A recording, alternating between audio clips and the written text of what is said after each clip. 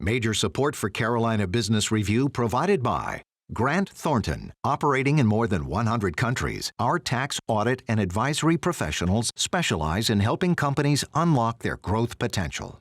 Colonial Life, providing benefits to employees to help them protect their family, their finances, and their futures. High Point University, the premier life skills university, focused on preparing students for the world as it is going to be. And Sunoco, a global manufacturer of consumer and industrial packaging products and provider of packaging services with more than 300 operations in 35 countries. No doubt that the advent of this coronavirus has exposed our vulnerabilities. For sure, it is unsettling. But can it be described away as statistical evidence at this point or an emotional effect in response? Welcome again to the most widely watched source of Carolina business, policy, and public affairs, seen each week across the Carolinas for 29 years now. Is this coronavirus about a personal threat as a biological pathogen, or is it a fear of an economic contagion? We won't completely obsess about coronavirus on this program because there's much more going on, but we will start our dialogue in a moment.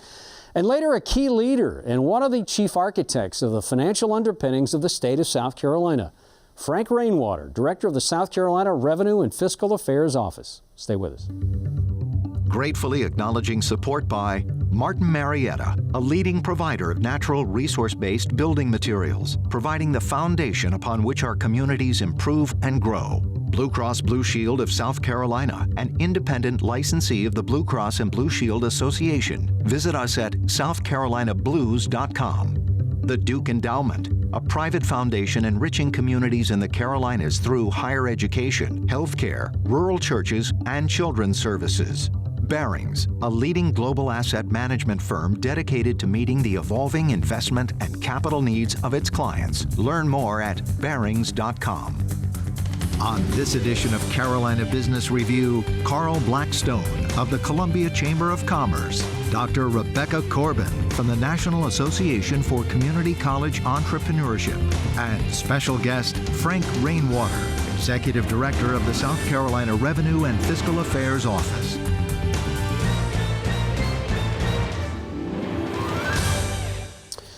Hello, welcome again to our program. Rebecca, welcome to the program. Welcome to the Carolinas. Thank you. Carl, good to have you here. Hey, thanks for having me. Driving up. You know, we can't get away from Super Tuesday. Yeah. It's the big primary in South Carolina. It is, you know, Bernie Sanders is head, and we're not going to spend a lot of time talking about politics, but you can't avoid it, and especially in the Palmetto State. So you think Biden's going to win the state over Bernie? Biden will win the state of South Carolina tomorrow. Super Tuesday's huge. But Biden will clinch South Carolina. What, you know, Bernie Sanders has had such momentum, surprise momentum for some political watchers, that said he was going to be unstoppable and he would get to the convention with all the votes he needed. Do you, and again, not to go too far down this road, Carl, do you think the Democrats end up having a brokered convention with some kind of dark horse surprise with Bloomberg? What do you think happens? I think there's potential for that. I mean, obviously, Bloomberg is not on the ballot in South Carolina. He's playing towards the Super Tuesday vote.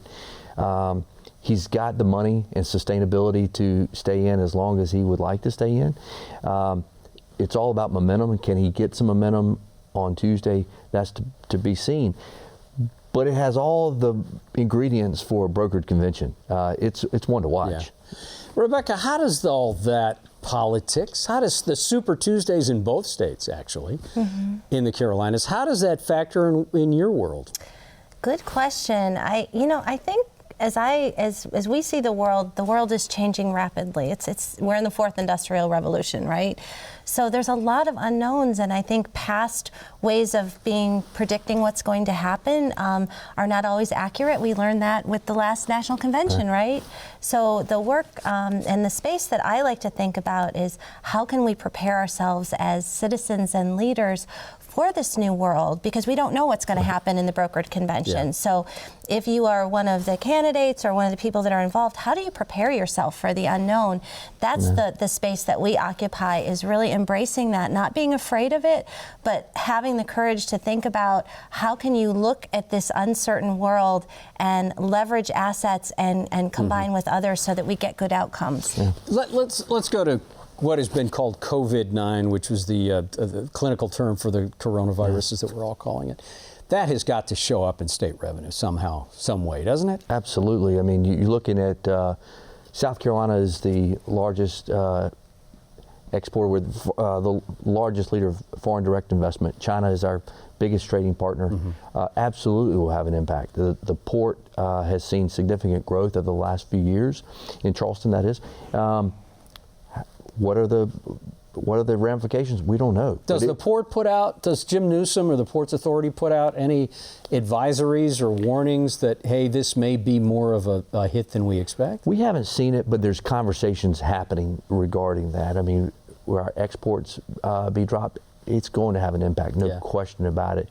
But also, we've got Fort Jackson, the largest training post in the U.S. Army. How does that impact the U.S. Army? Wait to be seen, but it will absolutely play a factor. One of the biggest the biggest budgetary items for the Carolinas General Assemblies is education. That's not a surprise to anyone. Rebecca, let's think about coronavirus if there is an impact to general revenues of the states of the Carolinas, states of North and South Carolina, and there's already battles and battle lines that have been drawn around education funding and teacher pay and principal pay, et cetera, does the threat or the specter of coronavirus, does that make that even more exacerbated? I think it could. It very well could, because, again, we're dealing in the unknown. We don't know what's going to happen. But if state revenues are impacted, it's very likely that education is going to be hit. So if you think about, or if I think about the 58 community colleges and the HBCUs in the state of North Carolina, along with all of the colleges in South Carolina, I think leaders need to start thinking about that and preparing for that.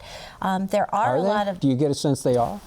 Well, in my time, we just moved our organization to the state because of the innovative nature of these leaders. And, so, Cary, you're in Cary, North Carolina. We are in Cary now, and we have had obviously very good conversations with many of the rural community college presidents, as well as the large ones. Scott Rawls, president of Wake Tech, and I've had some really good conversations about the future. But I think really kind of preparing yourself in advance. And I think thinking about technology, because technology is a huge solution. If, for example, the virus became a problem in a large urban area, how might we flip to all of a sudden put classes online? Or how might we combine in certain ways so that colleges could be a solution to the public health crisis? We saw that in other areas when you have hurricanes that hit and certain things in past years. You had colleges that opened up a gymnasium that became a homeless shelter for temporarily because there was nowhere else to put people. So I can tell you, from my perspective of working with colleges all over the country, we specifically chose the Carolinas as our home base because of the innovation in this area. And we saw the recession, happened a dozen years ago. And what did that do? But it made people stronger. So I sort of maintain a view of optimism regardless of what might happen. Let's go to education. South Carolina's second year of its session. And education, so state tax reform and education reform are clearly being heralded as the things to do. Do you think this gets sidelined, or is there some type of wet blanket that's thrown on education because there could be I hate to keep going back to the coronavirus, but this may be a bigger impact economically? Yeah, I think there's potential, but we've got a short window where the Senate has just passed education reform. It's going to the House. I do think we get some education reform this session. A meaningful amount? Yeah, I do think so. It's going to be mended a little bit, but I do think they'll get something out this session. It's been worked on for the last couple of years, if you remember, and so it's been building momentum, and I think election year for us, all 170 members of the legislature are up for election this year. So I do think they'll push that over, and they'll have some meaningful reforms. Are you hearing anything about broadband access? Yes, more especially from the national level. You've got Jim Clyburn has been very much in favor of pushing reforms. He's got a bill in Congress now to push for broadband reform in the rural parts. Luke Kennedy, President and CEO of Nephron, has teamed up with him. It's a big component of what we need in South Carolina. We've talked about it many times, that rural-urban divide. That is a game changer if we can get high-speed internet broadband in these rural communities. Is 2020 the year that there will be hard dollars committed to that final link? I believe so. I think there's great opportunity here and now, especially in states that they've got money right now. There's money to invest. Right. And so I do 1.8 billion surplus. There's a lot of money. So I do think this is a great opportunity to invest in infrastructure. Rebecca, in about 30 seconds, we're going to bring our guest on. The same question. North Carolina has been singled out as one of those progressive, with a small p, progressive states that are out on the bleeding edge of broadband access through the NC Rural Center and others that have said, no, this is really a priority. We want to get this done now. Do you get that sense? And would you expect that North Carolina is going to have some real hard work that's done by the end of 2020 around broadband access? Oh, I think absolutely that's going to happen. And I agree with you. I think broadband is really the doorway to this new gig economy. If you think about rural colleges and, if they have access to broadband, you could have the creation of small businesses. People are not isolated any longer. They can participate. And from what I've read, I had a chance to hear your governor speak at an NC Idea forum in November. And what I heard was him sort of lay out how can the urban colleges sort of really support the infrastructure with all of the rural colleges. I see a lot of the North Carolina system office really take a lead, and I've been really impressed with what I've seen. And you think it's going to come through fruition? I certainly hope so. I think you have excellent leadership from what I've seen, and I have the perspective of seeing this from a national, and I see people really coalescing around this, and some of the work that we've done with the Appalachian Regional Commission, which includes parts of North Carolina, they embrace this and they understand that until we get broadband, people are going to continue to be left behind, and even more so. So I will put my vote in for the optimistic view on that. Yeah. Thank you. Coming up on this program, he's been here before. Tom Barkin is the president of the Federal Reserve Richmond Fed, in fact. Mr. Barkin is also a member of the very powerful Federal Open Market Committee. That is the committee that meets regularly to vote on interest rates and fiscal policy for this country. Tom Barkin, Richmond Fed president, back on the show. Also, Dr. Mandy Cohen is the secretary of the Department of Health and Human Services in North Carolina. She will also be back on this program.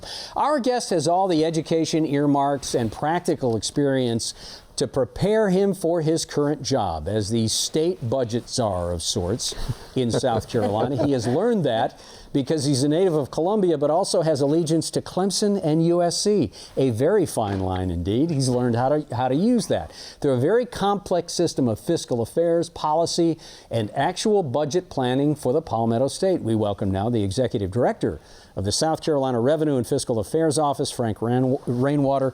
Mr. Director, welcome to the program. Thank you. I appreciate your kind introduction, but I take that on behalf of all our staff who provides that expertise and knowledge. Well, you're nice to give it to the staff, but it takes a very deft hand and balance in the Palmetto State around budget. So let's talk about that.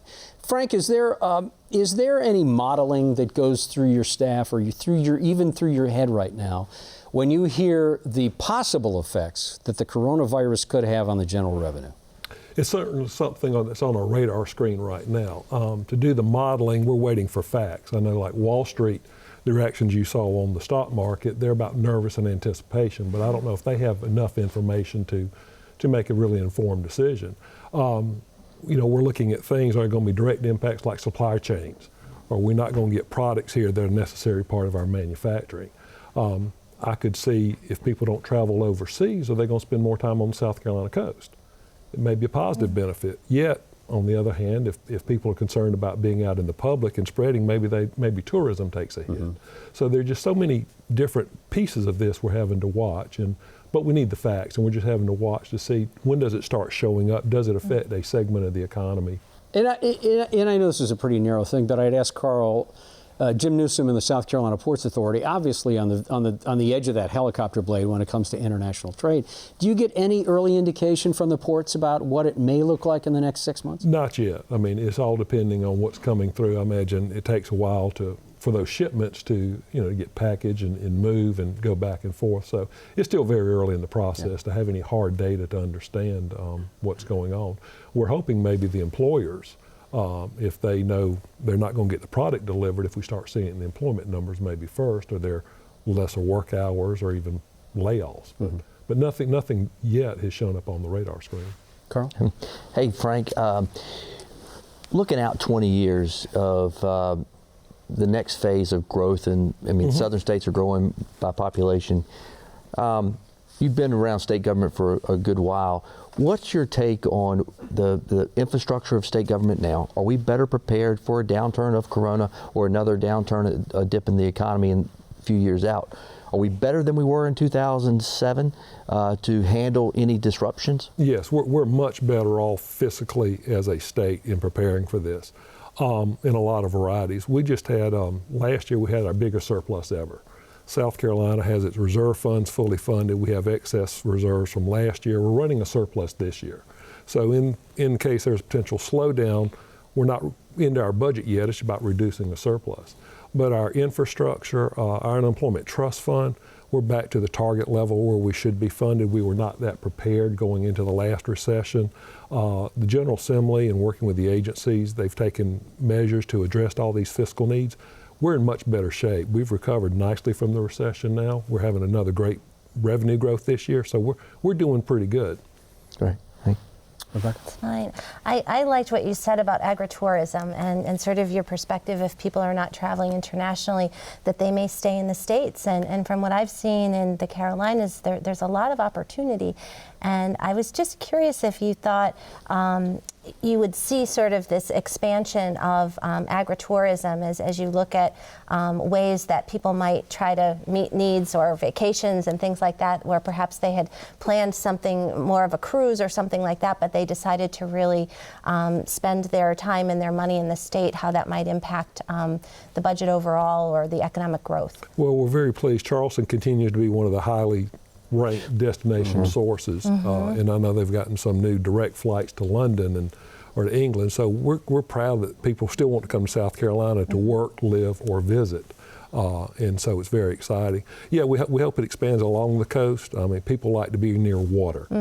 We've got great beaches, but even along the rivers we have here, there's a lot of opportunities in South Carolina. Now, let me go back to something Carl brought up, and that you had mentioned that largest budget surplus ever in the state of South Carolina, $1.8 billion. Does that give you, does that give you coverage to make the priority of South Carolina tax reform even more of a priority? Do you get the sense that puts wind at your back, not you necessarily, because I know that you're not on the leading edge of policy promotion, but does it get the State House the coverage it needs to make the tax reform a reality? Well, I think it's one of the factors of consideration. I mean, while we have the surplus this year, some of the questions we get asked or people want to know is what's going to be the impact down the road? Is it sustainable? What's going on in South Carolina? How's our tax structure? Are we staying competitive with North Carolina, in Georgia? Those are the common questions. So that's one of the factors people are taking into consideration. But there are a lot of issues, being able to compete, being able to fund education and those services, and that's where the policymakers are trying to find out where's that sweet spot, where's that balance they want to land. And is it just a quick follow-up, Carl? I'm sorry. If you had a dream wish for that budget, what would it be? For that budget surplus, what would you like them to enact? Interesting question. I want to say to help take care of my office, but that'd be a little selfish. No, I think they're hitting on the right priorities. What do we do about education? What do we do about taxes? What do we do about health care? You mentioned earlier, education and taxes are the big issues. But we have other needs they're addressing. I mean, in the corrections population, how to address those. So there's a variety of needs, but I do think there's a lot of prudence being expressed about not spending all the money, keeping the reserve funds out there, because we don't know whether it's Corona or something else, where are we going to be next year? And so I think that they're being prudent in making sure you can't solve all the problems one year.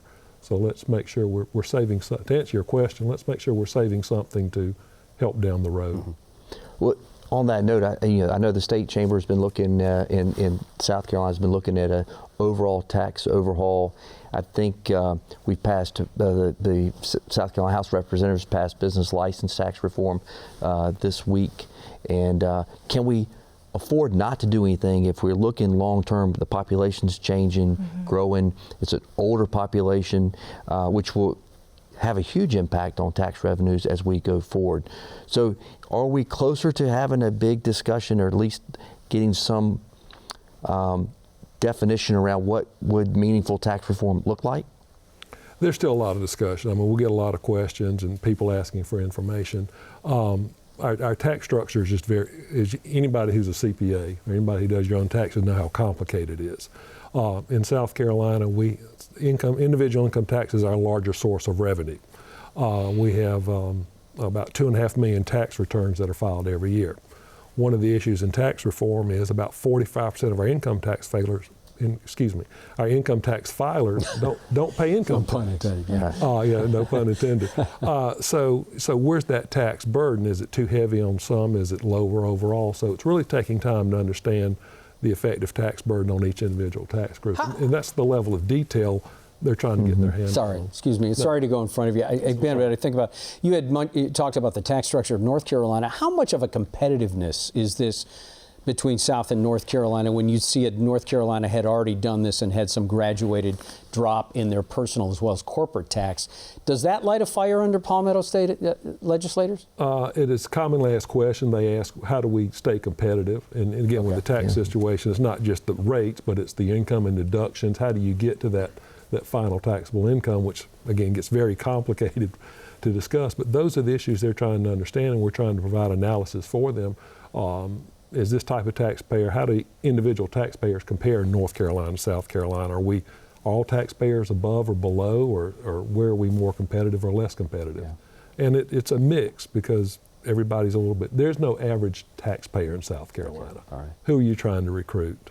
There is competition, though. There's competition. I'm sure we know that. Rebecca, I'm sorry, I went in front of you. No worries. I was curious too about one of the things we spend time thinking about is the skills gap, and how might we help industry, because there are either the filers who are not paying taxes, or there are folks that are not even having a job. And in thinking about industry, particularly in South Carolina, what do you see as sort of industries that could use, qualified employees, maybe not necessarily even have college degrees, but have skills? And do you see that as sort of an on-ramp to kind of increasing, obviously, taxes that will help support the state?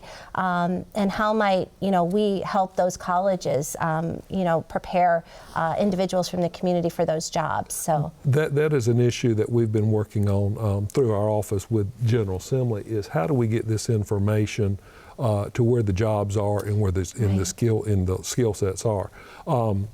We're doing some of the technical work, but this is being led by particularly Bobby Hitt with the Department of Commerce in South Carolina.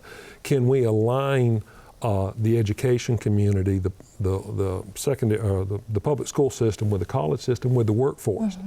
Can the workforce help share what's the workforce need? Where are the jobs in the future going to be? What are the skill sets? Are we producing those jobs? So they're off to a great start on getting the debate started, but it's about getting information and facts. Can you align this whole process so we know where the jobs will be? Are we producing those jobs? And that's I think the first step on that. Yeah, we've got a couple minutes left, and I want to come back to a fiscal question and a financial question, personal financial question. Student debt in North and South Carolina are at historic levels. In fact, as you well probably know this, Mr. Director, South Carolina's growth of student debt has been the most accelerated in the nation. About $21 billion or so, and probably that's low. North Carolina's $44 billion in student debt. Are these dangerous levels? How would you say that we need to approach student debt, personal student debt?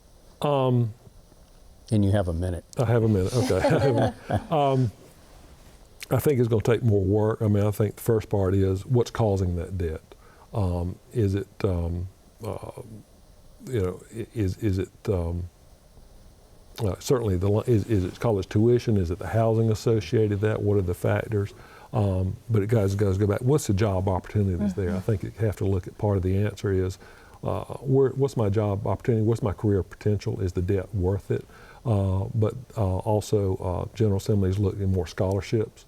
The House in their budget, they called tuition mitigation, providing more funding to help keep overall cost of education low so tuition doesn't rise. This may be a blessing, but we're out of time. So you get a pass on that one. I know that was kind of out of, thank you, though, for taking a stab at it. Frank, thanks for your leadership and what you're doing in the state. We appreciate that. Thank you for having us. Yes. Good to have you here, Rebecca. Thank you. Carl, always nice to see you. Thank you very much. Until next week, I'm Chris William. Good night. Major funding for Carolina Business Review provided by High Point University, Martin Marietta, Colonial Life, the Duke Endowment, BARINGS, Grant Thornton, Sunoco, Blue Cross Blue Shield of South Carolina, and by viewers like you. Thank you. For more information, visit carolinabusinessreview.org.